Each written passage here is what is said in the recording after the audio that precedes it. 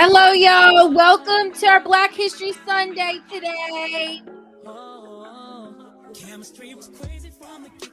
Welcome to the live, y'all. I'm gonna make sure everything is on. Everything is good. So we're gonna be talking about some towns today, some all-black towns that were destroyed during the earliest 20th century today. I just did my live talking about you know, I can't even speak right, y'all. I just did a live talking about black people's mental health and black people's emotions, and how do we validate black people's emotions? Do we heal ourselves? So if you're interested in seeing that live, definitely check it out. I just completed it. So I wanted to do our Black History Sunday right after, because I do this segment every single Sunday because I want to highlight the history of this country and how black people have made an impact. So yes, that's why I do this segment, and I do it every single Sunday. So yes, we're gonna be talking about three main towns that got burned down, and then we're gonna also talk about some other towns as well, just kind of in a smaller degree, right? So the main towns we're gonna talk about, y'all, we're gonna talk about Black Wall Street, which was in Tulsa, Oklahoma, y'all. So we're going to talk about the destruction of Black Wall Street. We're going to talk about Lake Lanier, which was Oscarville, Georgia. And then we're also going to talk about Rosewood, Florida. So that's the three main towns we're going to talk about today. So we all know right now that they're actually making and building an all-white community in Arkansas right now, right? And so, like, there's been some people who've made videos talking about, how they wish the black community was in an uproar, because really the black community does not care. Like the black community does not care about the fact that they're making an all black town. Like, black people really not talking about it. We're unbothered. But there's been white people who have come out and said, well, you should be happy for us, if black people were making an all black town or a community, we would be supporting them. We would love to see that. But he looked so stupid saying that, because people were responding and being like, you obviously don't know your history, sir. You don't know your history, because historically, every time there was a thriving black community, it was burnt down or it was just destroyed, right? Or gentrification happened. So I'm gonna be talking a little bit more about that, right? And I just want to thank our allies, the people who are not in the black community, who continue to support our communities and continue to fight for us. I just want to say thank you. We would be nothing without our allies as well. But yes, I'm about to go into the first town. So we had Black Wall Street, which was in Tulsa, Oklahoma. And let me tell you, this town was thriving. We had black doctors, we had black bankers, we had black businesses. I mean, it was thriving. You had black people who were elite, right? But we had the Tulsa Race massacre of 1921, which is how the town got burnt down. So I'm going to show y'all a little mini video clip talking about this town and just talking about Black Wall Street, right? And people even nowadays are talking about how they want to build a Black Wall Street. They want Black Wall Street again. I feel like Atlanta, Georgia is very similar to Black Wall Street. I don't know. I feel like the modern day Black Wall Street would definitely be Atlanta, because Atlanta is like considered the Black Hollywood. That's the Black entertainment hub. A lot of people in Atlanta have tons of money and are elite. So I would compare it to kind of like a modern day Atlanta, Georgia. But yeah, let me play the clip for y'all really quickly, talking about Black Wall Street. Actually, I'm gonna replace it here. We're gonna see here. Give me 1 second, y'all. Okay.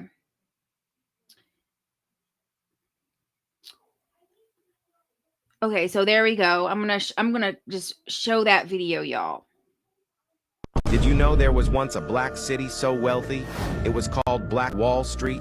By the 1920s, Greenwood, Tulsa, Oklahoma wasn't just thriving, it was an empire. But here's the part they never wanted you to know. Keep watching till the end. In the heart of America, black entrepreneurs turned Greenwood into the richest black city in history.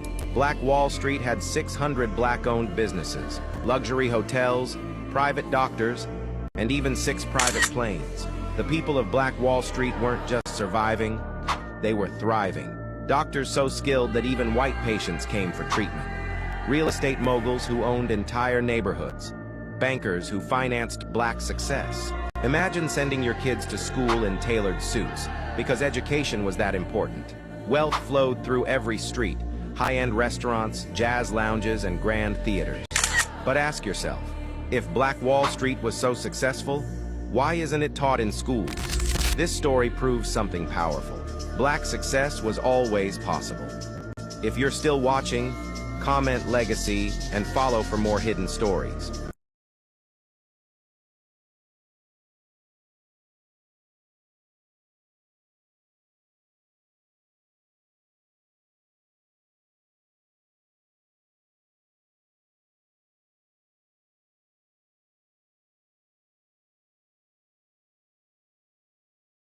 Okay, I just realized y'all can hear me. So yeah, that was just a little bit about Black Wall Street. A lot of the time when people talk about, the black towns and one of the main black towns that were burnt down, Black Wall Street was one of them. And you think about it, was over 600 black businesses. You know how many black business? That's a lot. And for that to be a town, a community where it's all black, everything is black, right? That was crazy. A lot of the time these towns would be burnt down because the other communities, the white community did not like it. And because there was a lot of allegations, they would have a lot of false allegations that were pinned on black men specifically, right? And that would create these riots and these wars. But yeah, they just couldn't stand the fact that we were thriving as a community. So yep, this was in 1921, y'all. And that's one of the main ones y'all need to know. So the next town I'm going to go into is I'm going to talk about Oscarville, Georgia, which Oscarville, Georgia is now Lake Lanier, right? And so the story of Lake Lanier, right?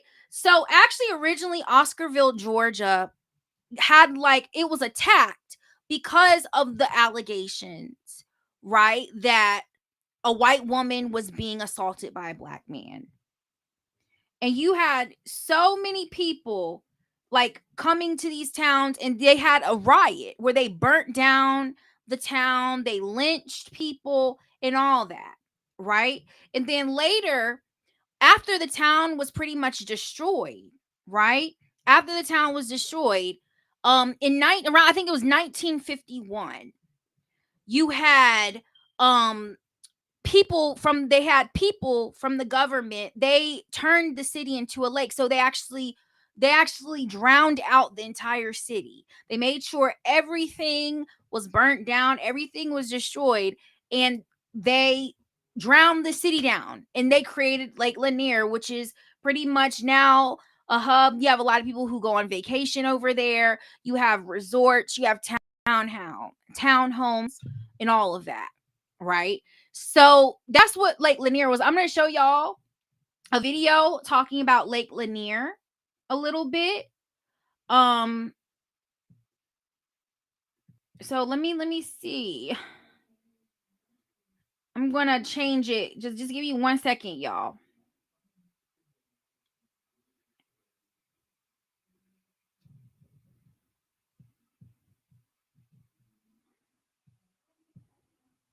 I have so many videos up, y'all. Okay, I'm gonna do. It's also, this one's gonna talk about Seneca Village too. Lake Lanier, that shit not a lake. Under it, it was a black community. Most of these these lakes made the cover up ever. Y'all swimming in graveyards, gotta be losing it. Seneca Village, a black town up in New York, where black people own LA properties. They tore it down and put up Central Park. They was hating on us the whole time, what the fuck? Cowaliga, black town in Alabama destroyed. Now it's Lake Martin, Santa, another town under that lake. Those is black Wall Streets, we can never be great. Vanport, Oregon, another black town got flooded. Now that shit Delta Park. Where's our reparations? What the hell? These crimes need a punishment worse than jail. Warren in Baltimore, Maryland, a community that was black ran. And guess what them niggas put over it? I goddamn damn. I know it's a black town under the Hoover. I know it's a black town under Lake Mead. I know it's a black town under all these goddamn lakes. In the day, niggas stoking out breathe. Got my ancestors under the sea. Got my ancestors spirit on trees. Where the fuck is my goddamn money? Y'all paying these taxes, but what about me, bitch? Come apart too, cause I cannot lay it up. It's just too much fuckery. Get in this world back, that is.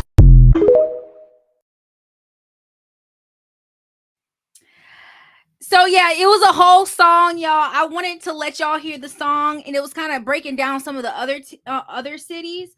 But yeah, Lake Lanier, y'all. If you want to know more about Lake Lanier, definitely look it up. Right? Like I said, there's so many handfuls of towns. Like it's actually uncountable the amount of towns that were burnt down during the early 20th century. Right? And hundreds of people had to leave. Thousands of people. There was thousands of people in these towns. Hundreds of people in these towns, y'all. But yes. Now we're going to go into Rosewood, right? So we had Rosewood, Florida, right? So Rosewood, Florida was a thriving black community, right? And it was a mob. It was destroyed by a mob of over 200 white men, right? And again, it was over an allegation that somebody got assaulted sexually. White women used to do this all the time. This will happen all the time. If there is a rumor, if somebody said something, somebody even looked at a white woman the wrong way, people were catching all HELL. Okay. So that was one of the reasons why a lot of these cities were even burnt down, was because of rumors, or because of who said, she said, he said, because of false allegations. People for centuries have been pointing blame onto us, right? I'm going to show a video, y'all, of some interviews of people talking about Lake Lanier. Not Lake Lanier, I'm sorry, talking about Rosewood, Florida. I cannot speak today, y'all. I'm working on it. I'm working on my speech, y'all.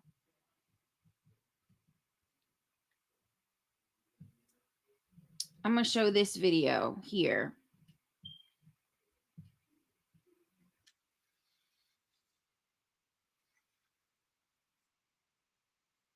I don't think y'all can see this. No, I don't think y'all can see that. I'm sorry. Let me change it. I don't think y'all can see that. I might have to. I'm going to add a new slide. Y'all can't even see the video. Let me pull it up. Oh, there we go. I see it.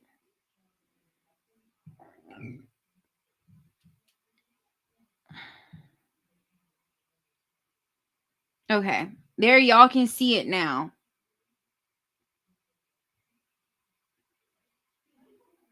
I'm about to play this video, so. Okay, there we go. Why did they burn everything? They was mad. But you were just little children. I know it. What did they care? They didn't care. They killed us. I was about 8 years old. Minnie Lee Langley was only a child when she became a refugee. Now, she's a great-grandmother. At her home in Jacksonville, Florida, we talked to her about the place where she was born, Rosewood, Florida, the place that haunts her memory. I know they killed my aunt, and they killed my granddaddy. Made my granddaddy dug his hole. He didn't have but one arm, but they made him dug his own grave. And he prayed, and they shot him backwards in the grave. At Rosewood? At Rosewood. This is where it all began, in the white settlement of Sumner, just a few miles from Rosewood. Sumner disappeared in the late 1920s when a fire destroyed the sawmill. But back in 1923, Sumner was a booming little company town. James and Fannie Taylor had a home not far from here. On the morning of January 1st, 1923, James Taylor was already at work at the sawmill when neighbors said they heard. History has never just been about what happened. It's about what's been told, and more importantly, what's been left out. For centuries, Black history has been clipped down to pain, chained to struggle, and packaged neatly between slavery and civil rights. But that's not our beginning, and it's certainly not our whole story. Most of us were taught a version of Black history that was incomplete at best. We didn't learn about Queen Zinga, Mansa Musa, or thriving communities like Black Wall Street. We missed out on the brilliance, the innovation, and the power that shaped the world. That's why Black History Unlocked created the history books forgot to say we were more than enslaved, a digital ebook that reclaims the truth and tells the stories you probably didn't learn in school. Click the link in our bio to get your copy today and reclaim the narrative.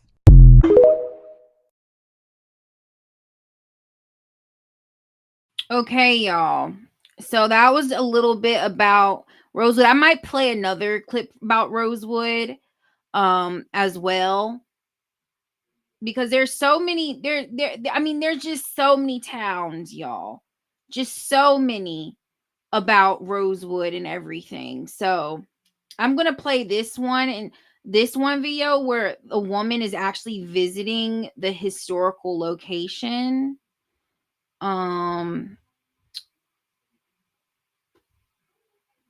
Right here, y'all. So we're going to play that video.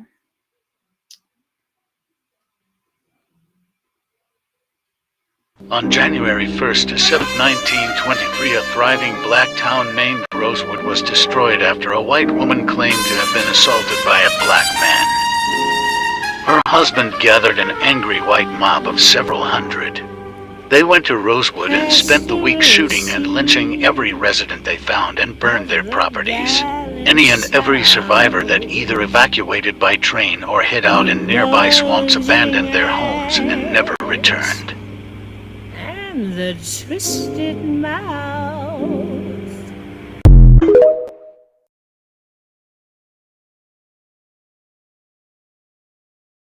Okay, that was another video just going to the location of Rosewood. There's also another video I really like. I love the Rosewood story. That's one of my favorite stories, or favorite things to study when we're talking about the towns that got burnt down. So I'm gonna pull up another one really quickly, you guys. If I think that's the right one. Is that the right one? Let me make sure. I might have shown that video already.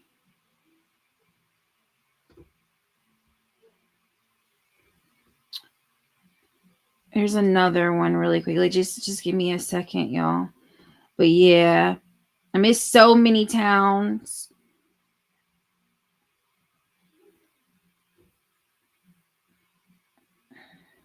Okay, there we go. I'm about to show this. Okay, y'all can see that.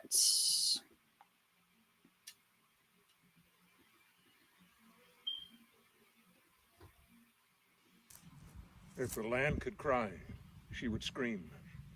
The home that you see behind me is the last remaining home, the legacy of the Rosewood Massacre. Took place January 1923. Racially motivated. It is one of the darkest chapters in Florida's history. My wife and I are staying in Crystal River, Florida. We like to enjoy exploring the area on the weekends. Sometimes we'll go to different churches. We found a little community called Cedar Island. It reminded us of Cedar Key in North Carolina, a place that we love, so we stopped. We enjoyed the hospitality of the local Baptist church. They were wonderful people. The town itself, although it looked like it had been battered by the hurricane, everybody was extraordinarily welcoming, just the sweetest people you would ever meet.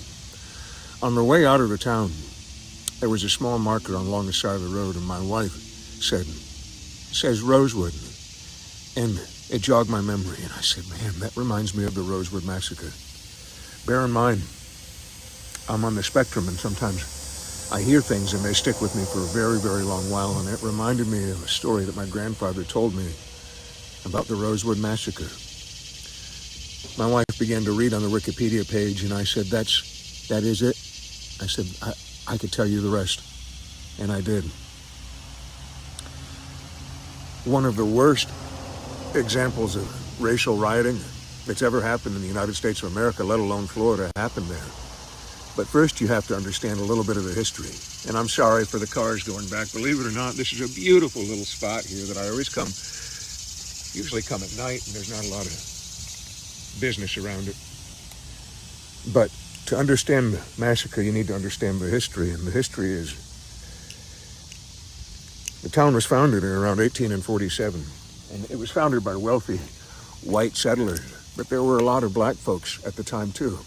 They also became very wealthy. In fact, the town itself quickly began to prosper because of its proximity to cedar. That's why the town was named Rosewood, after the rose-colored wood from the cedar trees that they cut for pencils and for turpentine and for pulpwood, for paper mills. And they were all growing fat and rich. And then Jim Crow laws came around and said that these happy people that were working together had to be separated by the color of their skin. And the town of Rosewood became primarily an African-American town. It was a self-sufficient, prosperous African-American town. They had a Masonic temple. They had 3 churches. They had a Baptist church, a Methodist church, and a Presbyterian church. They had 2 general stores. One was white-owned, the other was African-American-owned. Black-owned stores, black-owned businesses. One of the residents who survived the massacre later said that every house was painted beautifully, well taken care of, and there were roses everywhere in honor of the name of the town, Rosewood. The woman said she could still hear the happy children playing, many times black and white kids. But when the town became segregated, mostly Rosewood remained African American, and the town just up the road, Sumner, became a white town. All of the madness, really, in 1923, January, began with a lynching of a most likely innocent black man. A woman said that the black man had assaulted her. The men jumped to the conclusion that she had been sexually assaulted. They gathered together a posse. They went into the town. They lynched the man. In the process of lynching the men, some of the people had the audacity to defend themselves. And that's when it really started off the firestorm. You see, the Ku Klux Klan was having a meeting not too far up in Gainesville. They had heard about all this, and they thought, what a wonderful time to come spread our hatred. And that's exactly what they did. Loading up their trucks with their guns and their dogs and their robes, they descended. The official records from the state of Florida say that 7 people, I believe, or 6 died. It would be 5 African Americans to tally and 2 white men. But most people know the truth of anywhere between 27 to 100 plus died in the swamps surrounding Levy County. You see, when the men came, they came with dogs and guns in overwhelming force. They came from not just the town of Sumner, but from Gainesville and the surrounding area. And there was a lot of hatred at the time, racially divided hatred. And it blossomed there. Tales of women being sexually assaulted, children having their heads bashed in, people being chased into the swamps, hiding in terror from dogs, and when they were found, dogs and men ripping them to pieces. Some would say the men were worse than the dogs. The sheriff refused to do anything. In fact, nobody did anything. People were calling. The people that escaped into town, the people that were willing to help, wouldn't step in to help. They called the National Guard. They wouldn't come in. They wanted it to play out, you see. And play out it did. When all was said and done, every building but one had been burned out. I met the people that owned that home. They were a friendly family, and they invited us onto the property. You can see a marker there. The marker has been shot many times, it's been defaced many times, but you can see the love that is shown there. The property itself is private. Someone is in there, and they are very protective of their property. But you can't pay your respects at the marker outside the gate. It's all that remained of the people that lived and died there. No black family ever came to reclaim the land. Not one. And for nearly 70 years, the people hid this dirty, dark secret until some media types came poking around and pulled it all out for the nation to have a look at. And then a movie was filmed there with Denzel, I think, and Don Cheadle and Vin Rames. And people stop by there occasionally, but it's mostly been forgotten, and that's the way the town wants it. They are ashamed of much of that horrifying past. But I want to remind you, the town was founded on love, it seemed. The people getting along and working together in harmony. I visited that place, and to be honest with you, I cried walking around looking at the home. I walked into the surrounding area, and I thought of all those terrified men, women, and children, grabbing up everything that they could carry, everything that they owned, many of them leaving food on the tables, because their family was the most important thing to them, their wives, their daughters, and their sons, and their legacy. Only a few families survived the massacre, and some 70 years later, the state of Florida paid them reparations. Some $150 million, I think. I could be wrong, but it was divided between all the surviving members of the family. Some call that blood money. I believe they deserve every penny. More importantly, they deserve everybody to know what happened there. So if you're ever passing through the area on your way to that beautiful island of Cedar Island, look for a little marker about a mile from the town of Sumner, and you'll see what's left of that legacy. If the land could speak, it would scream. There was a sense of just sadness in the place that I can't even explain. The only bright patch is an old farm dog that came out and licked my hand. Sweet dog. Border collie, I believe.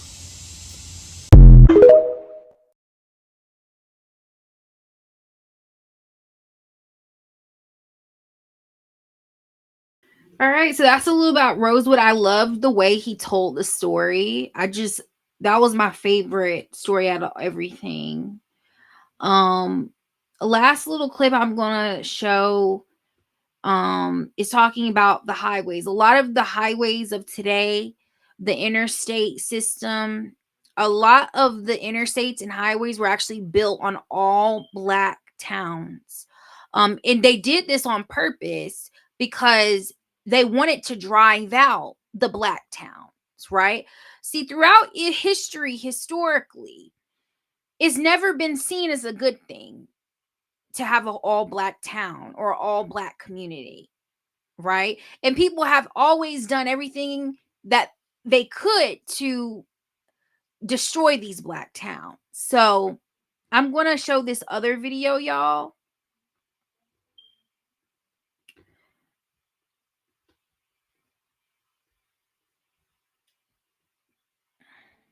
Hi, I'm Kylie. Did you know that the creation of highways was actually a racist practice in the US? Many major highways in the US were intentionally constructed to go directly through many thriving black neighborhoods. In other words, in the mid 20th century, many historically black and brown neighborhoods were destroyed because of urban planning. If you're thinking, oh, this would have been an accident, no, these were thriving black communities. I'm talking black owned businesses, healthy communities that were accumulating wealth, and why people did not like that. Some examples are in New Orleans, Detroit, and Los Angeles. This obviously led to long-term economic and social harm, including black communities having to deal with increased pollution and noise and bugs, which decreases their quality of sleep, thus leading to greater health problems, displacement, loss of generational wealth that persists today, and even segregation. Certain neighborhoods now are predominantly white, and they tend to be in the more affluent areas because of destructive and racist practices like this one. So if you think we've ended racism or that everyone has equal opportunity now, I need you to fucking learn about US history, because that is not true at all. People say everything in America is rooted in racism. This is one example.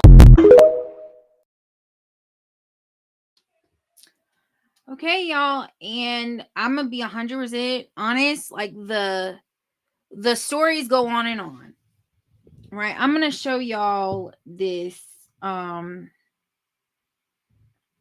this map right here. So this is a map of all the black massacres, right? In different states, in different cities, right?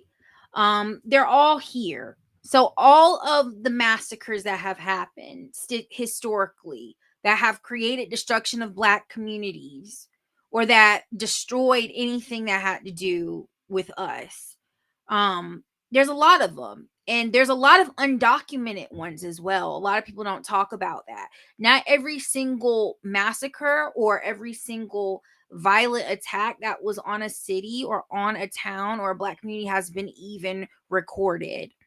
So, historically throughout history, it has been almost nearly impossible for black people to build all black spaces without there being a fight, or without there being attacks towards our people. Right. This is why we wanted segregation, because we wanted to be able to live within this society. That's why we wanted to end segregation. Right. I don't know if I said integration or segregation. We wanted to end segregation because we wanted to be able to live within society in peace without having to worry about constant attacks on our communities, that we felt like we had no support. The government didn't support our communities. Locals did not support our communities, like, the nearby cities. Because 9 times out of 10, these local cities and communities were predominantly white. And so the white people didn't want to see us build, right? And this is why we talk about a lot in the black community. You will mention generational wealth, and even with like the pro-black ideologies, which again, I support the pro-black ideologies. I kind of talked about this earlier. We talk a lot about, marrying within our community and building within our community, because we can get this wealth back, the wealth that we lost hundreds, like 100 some years ago, or 50 some years ago. We want to get that back, right? I think it's so important when a black person decides they want to build their business or build their own brand or build their own empire. It is so healing on a deep level when we're able to do these things, right? And so that's why this topic is so important to the black community, because like I said, the many times we tried, it just didn't work. I mean, just look at all those towns, right? If it's you're talking about Seneca Village, you're talking about Detroit, right? You're talking about Alabama, right? Just the list goes on, right?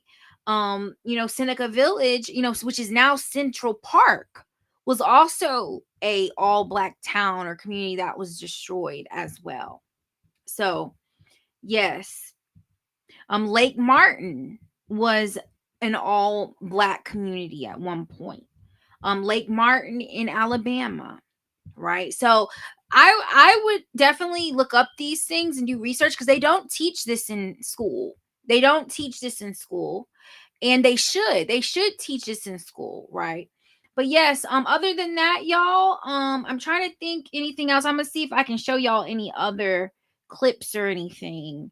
Um, there's actually an article I might show y'all on my screen talking about Lake Martin, which was called Coalinga. It was Coalinga, that was the community. Let me show y'all this article right here.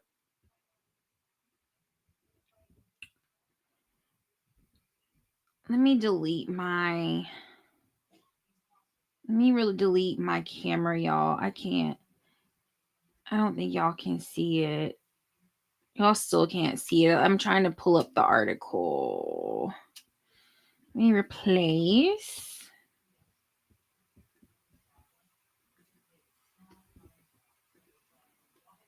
Y'all can't see. I'm going to have to delete it. Let me replace this here. It's having a hard time, y'all. I'm sorry, it's not pulling up. I might have to just... Oh, I think I see it. Okay, there we go. So this is the city of Coalinga, Coalinga, Coalinga. I don't know how to say it, but it was the all black town that's actually was flooded by Lake Martin.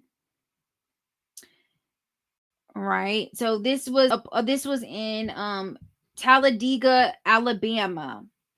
And this city was actually created after the Civil War. And it was founded in 1890. Right, I'm going to read this for y'all.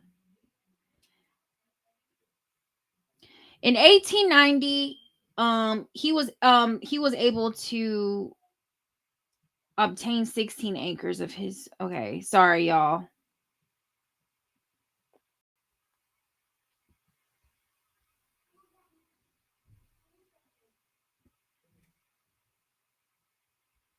Let me start. So let me read somewhere else. Sorry y'all. Just give me a second. Let me actually pull up a video real quick. Let me pull up a video really quickly. Let me cut this off really quickly. I feel like this is so chaotic the way I'm doing this video today. I'm doing it so late. But yeah. I think, let me go on YouTube. I'm going to pull up a video about it on YouTube really quickly. But yeah, that was what our people did. Like, our people have always been very smart. You know what I'm saying? We've always been very smart, always been very creative. And even today, a lot of the things that were created by Black people was stolen. Like, it was stolen. Our ideas were stolen. You know what I'm saying? Our creations were stolen. Like, people are not giving the right credit. People aren't getting credit. You know what I'm saying? And all of that. Okay, I think I'm gonna show this, y'all. I'm pulling it up. It's the history of Lake Martin. I think that's a very interesting video to show. So I'm gonna show it really quickly. I'm gonna show y'all the screen too. I think y'all can see it. Okay, let me maximize the screen. Yes. Okay, there we go. There we go. GLP-1 for half the price? Rome. Sitting far out into the lake.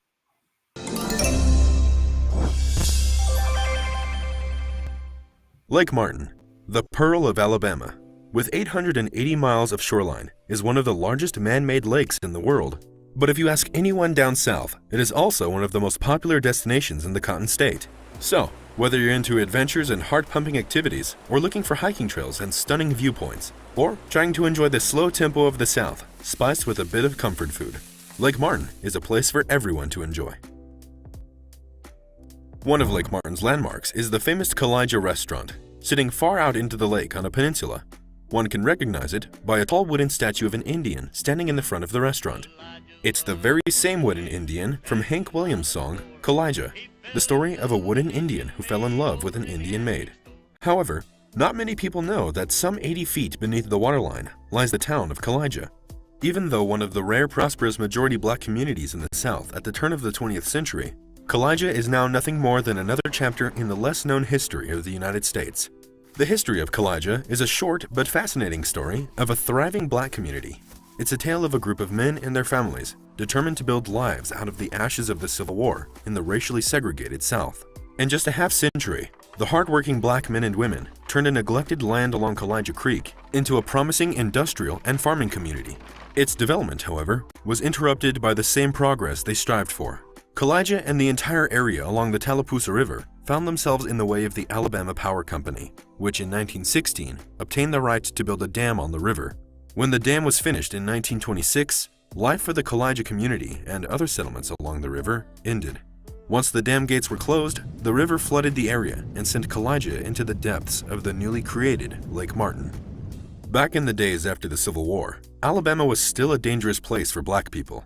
Even though President Abraham Lincoln signed the Emancipation Proclamation, many Black slaves were still held in bondage in Alabama and other states of the South. A slave named John, who worked on a plantation in Kalijah Creek, had become a free man after the war ended. Free, but all alone, John decided to build his life from scratch. He took the surname of his master, James Benson, and went to look for his lost sister.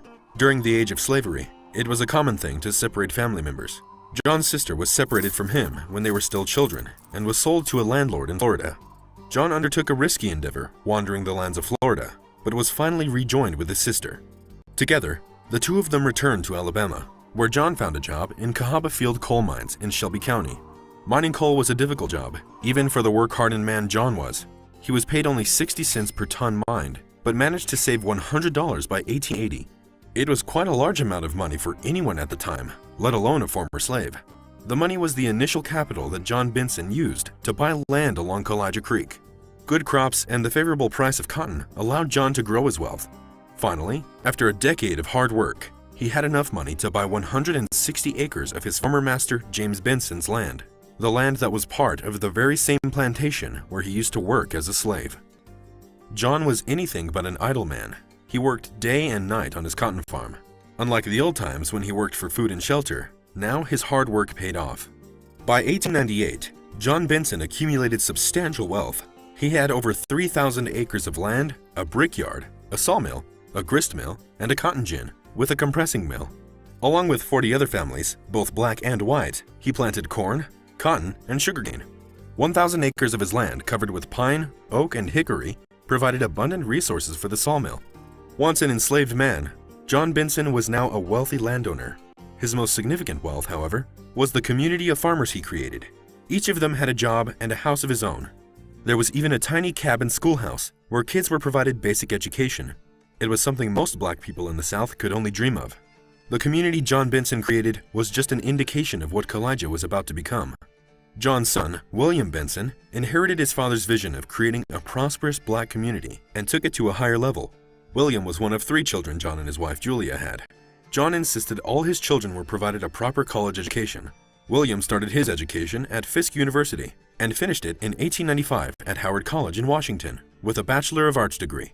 Even though people expected the young man to stay up north and build his career in a more emancipated environment, William decided to return home. The desire to improve a community his father started to create was stronger than anything else. In 1895, when William returned home, eager to build up his community, Alabama was still far from an emancipated society.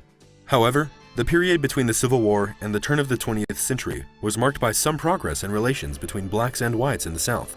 One could have even seen both sitting together in a restaurant or a theater. On the other side, in 1895, at least 8 black men and women were lynched in Alabama. For this reason, William's ideas were even more important for improving the conditions of life for the black people in the South. Being a man of education himself, William knew that the only way to reach prosperity was through education and started collecting the funds to build a school. William's father, John, recognized his son's ideas and helped him by donating 10 acres of land for the school campus and lumber for the school building. I'm a high-profile female corporate executive. Think of it like you abducted the governor. 2 years after the project started, the Kalijah Academic and Industrial Institute was finished. William managed to gather some prominent names in the school board, including Clinton Joseph Calloway, the school's first director, and Booker T. Washington, founder of Tuskegee Normal and Industrial Institute for Negroes. The peculiarity of the school was that its goal was not to produce highly educated students. Instead, William intended to train the students for life and work in their home community, and prepare those ambitious to gain additional education in more developed educational centers. He thought that skilled and educated workers were necessary to build up the economy, which would spur the community's overall progress. To achieve this goal, in 1900, William Benson organized the Dixie Industrial Company, an enterprise where students could put their training into practical use.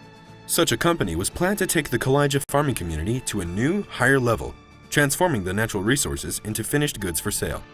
In the same way, he established the Kalijah Academic and Industrial Institute.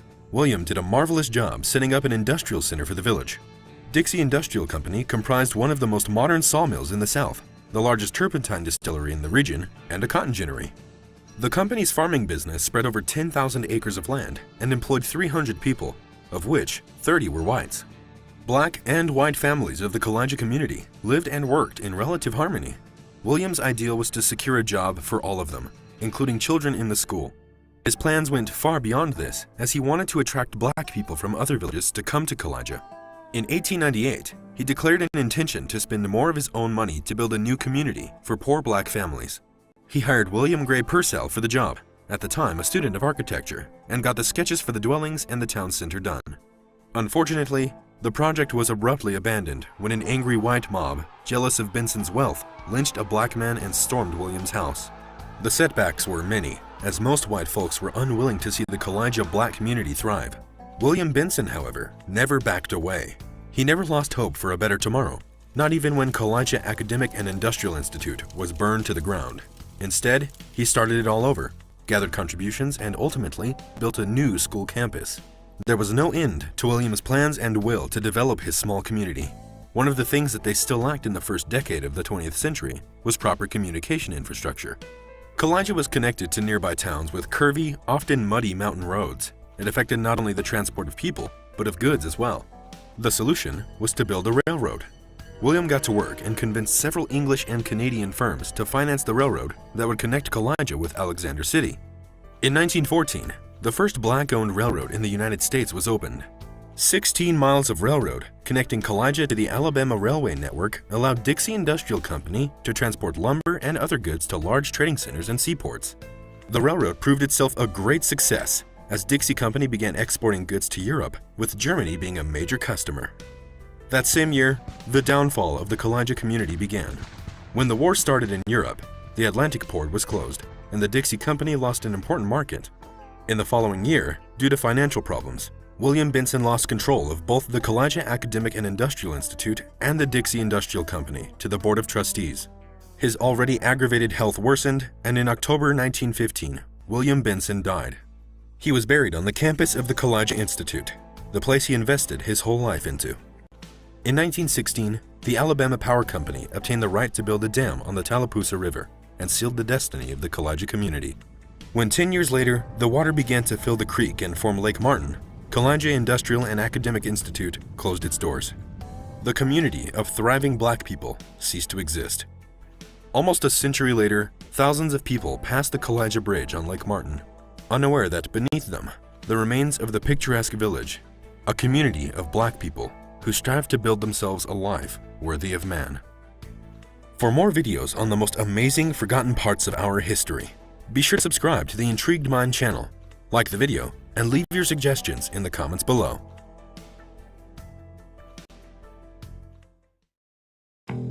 Sometimes life can be a little... Okay, so that's a little bit about Lake Kalijah. I was saying it wrong, y'all. I was saying the name wrong. But yeah, that's my video, y'all. I hope y'all enjoyed this Black History Sunday.